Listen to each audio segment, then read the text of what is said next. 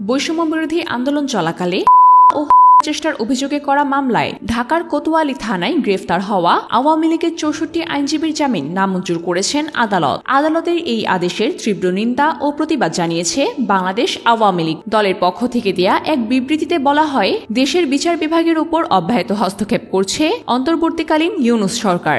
আদালতকে ব্যবহার করে আইনজীবীদের নিপীড়ন করা হচ্ছে বলেও অভিযোগ জানায় দলটি। তারা জানায়, উচ্চ আদালত থেকে জামিন পেলেও নিম্ন আদালতে জামিন না দিয়ে তাদেরকে কারাগারে পাঠানো হয়েছে, যা সম্পূর্ণ অন্যায়। আওয়ামী লীগ আরও দাবি করেন, রাজনৈতিক প্রতিহিংসা চিরস্থায়ী করতেই এই ধরনের সাজানো মামলার গ্রেফতার ও হয়রানি চলছে। আদালতের উপরে চাপ সৃষ্টি করে সরকারের আজ্ঞাবহ বিচারকদের মাধ্যমে এই আদেশ দেয়া হচ্ছে বলে দলটি অভিযোগ করেন। বিবৃতিতে অবিলম্বে সব মিথ্যা মামলা প্রত্যাহার ও গ্রেফতারকৃত আইনজীবীদের নিঃশর্তে মুক্তির দাবি জানানো হয়। দলটি জনগণের অধিকার রক্ষায় চলমান সংগ্রাম অব্যাহত রাখারও অঙ্গীকার পুনর্ব্যক্ত করেন এ সময়।